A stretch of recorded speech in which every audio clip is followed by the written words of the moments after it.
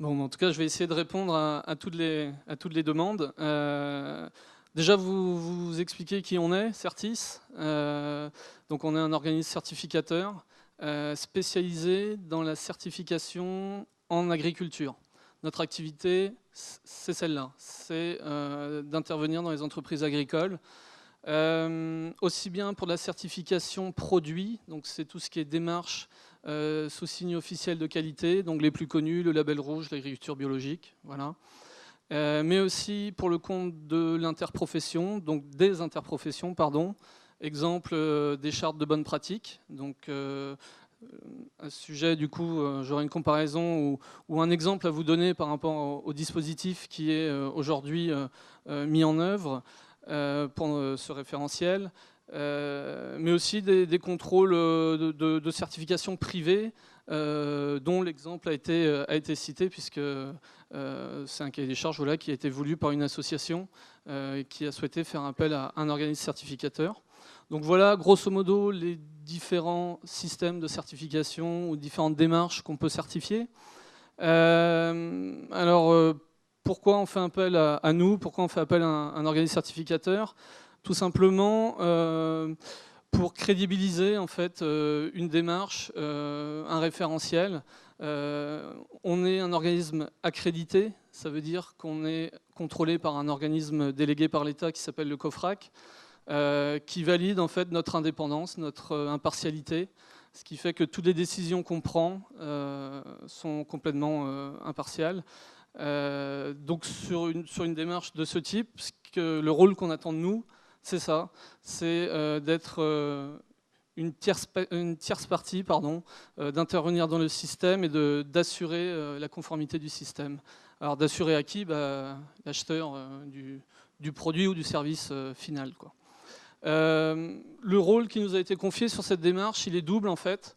Le premier, c'est d'intervenir en tant qu'expert de la certification, en étant force de proposition, ne serait-ce que pour la construction du référentiel, mais aussi dans l'animation du comité. On ne prendra pas de décision quant à la mise en œuvre de certaines méthodes, mais on peut orienter par rapport à notre expertise, on peut orienter l'IFCE sur ce qui est possible de faire. On nous demande également de former les auditeurs de l'IFCE qui vont intervenir dans les centres. Alors on va les former à quoi? On va les former à l'audit parce que c'est un métier à proprement dit. Et on va les former au contrôle du référentiel. Parce que comme on participe à la création, bien sûr, on travaille sur la contrôlabilité, c'est pas un mot très facile à dire, des exigences. Et donc, l'idée, c'est que tous les centres qui sont audités par des personnes différentes le soient quand même de la même manière. Voilà. Ça, c'est le premier rôle, expert. Le deuxième, auditeur, voilà, tout simplement.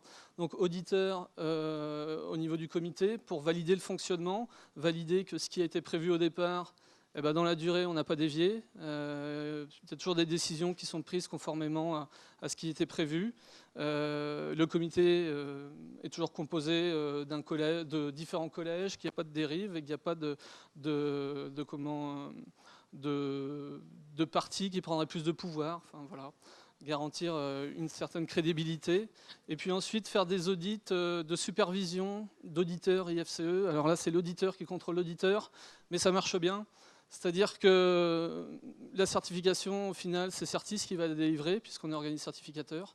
Et donc, du coup, on a besoin, comme les acheteurs, d'aller sur le terrain pour regarder comment travaillent les auditeurs de l'IFCE, qu'on aura formés par ailleurs. Et donc, on s'assurera qu'il n'y a pas de dérive non plus à ce niveau-là.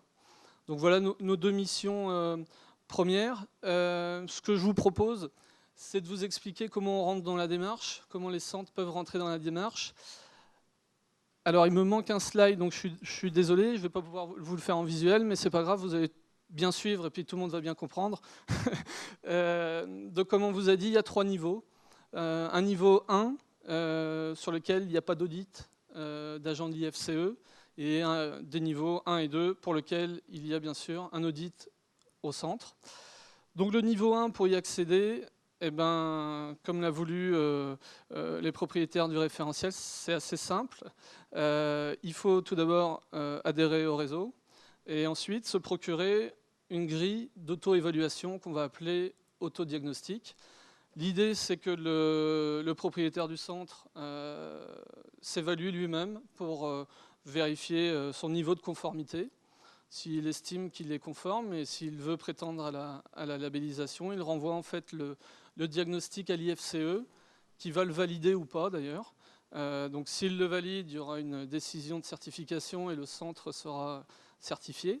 S'il ne le valide pas, il y a, on va dire, 2 cas de figure, vraiment des non-conformités rédhibitoires ou des non-conformités qui peuvent peut-être porter à débat.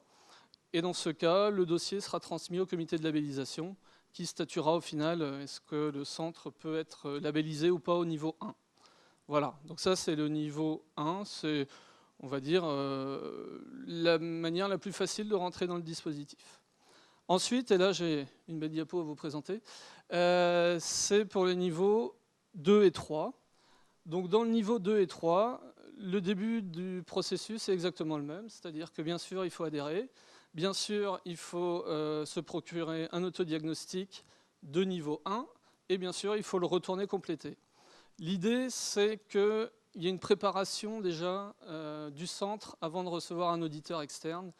On veut que les centres se soient déjà fait une idée de leur niveau avant qu'il y ait un audit. L'objectif étant de limiter les non-conformités lors de l'audit et donc que les centres soient plus rapidement certifiés. L'avantage de ce dispositif aussi, c'est que dès lors que l'autodiagnostic est bon, on est au niveau 1, donc on est certifié niveau 1, indépendamment des résultats de l'audit sur site qui aura lieu par la suite. Donc ensuite, il y a un audit sur site par un auditeur de l'IFCE, donc qui est forcément habilité par Certis, puisqu'il a été formé, et qu'il a réalisé également un nombre minimal d'interventions dans l'année. Donc ça, ce ne sera pas pour la première année, forcément, il faut bien démarrer, mais par la suite. Et ensuite, donc l'audit a lieu sur site. S'il n'y a pas de non-conformité, eh ben, le site va forcément être certifié. S'il y a des non-conformités, il y a une évaluation, un traitement de non-conformité qui est fait. Il y a une évaluation de vos réponses, enfin des réponses des sites. Et en fonction de ces réponses, on délivre ou pas, encore une fois, la certification, la labellisation, ou on présente le dossier au comité si jamais il y a besoin de statuer sur les réponses. La décision du comité étant une décision entre guillemets souveraine et finale. Ensuite, il faut repasser par la case audit si jamais on n'accepte pas un refus. Pour vous dire également, comme ça a été évoqué par M. Vigneault, au niveau des centres qui prétendraient à la certification niveau 2 ou 3, on ne demande pas forcément du 100%. Alors c'est encore un peu à caler, mais c'est vrai qu'il y aura des exigences qui seront rédhibitoires, il y en aura d'autres pour lesquelles on vous demandera un niveau de conformité de l'ordre de 80-85%. Enfin, voilà, je ne peux pas vous dire exactement le niveau.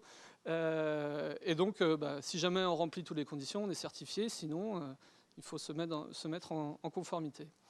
Voilà pour comment on accède aux différents niveaux de la certification. Ce qu'il faut retenir quand même sur cette diapositive, c'est que Certis est mentionné.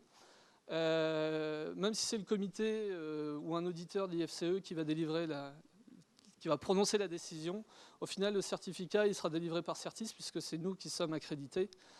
Donc bien sûr on est là pour surveiller que tout se passe bien et que le dispositif fonctionne correctement. Voilà. Cette démarche-là, elle ressemble assez fortement à une autre démarche qu'on a certifiée, enfin qu'on certifie d'ailleurs depuis, je crois, 5 ans, qui s'appelle la charte de bonnes pratiques en élevage. Donc ça concerne les élevages bovins. Aujourd'hui en France, il y a 100 000 exploitations bovines qui sont certifiées. Donc ça fait du monde quand même. 80% du cheptel laitier, donc ça fait vraiment beaucoup de monde. Comment ça se passe ? Eh ben, il y a un donneur d'ordre qui est le Comité national de l'élevage Il y a une commission, ils appellent ça une commission, c'est votre comité de labellisation, voilà, qui prend des décisions, des orientations, à la fois sur le référentiel, mais aussi sur les dossiers. Et puis, il y a des autodiagnostics qui peuvent être réalisés par les éleveurs et un contrôle réalisé par des structures qui candidatent pour avoir ce rôle de structure. Ça peut être une chambre d'agriculture, par exemple. Et Certis participe à la commission, voilà, en tant qu'expert, supervise les auditeurs des structures en situation et contrôle également, audite également, pardon, les structures auxquelles appartiennent ces techniciens. Une restitution est faite ensuite aux porteurs de la démarche pour avoir une orientation, savoir les points améliorés ou pas, et aussi pour influencer sur les décisions de certification. Voilà. Donc ce que je peux vous dire, c'est qu'en tout cas, ce système, il est déjà en place dans d'autres secteurs d'activité, enfin pour d'autres productions, mais en agriculture quand même. Et aujourd'hui, il semblerait qu'il ait fait quand même ses preuves. Donc je pense que l'option choisie par rapport aux attentes des uns ou des autres est la bonne. Voilà.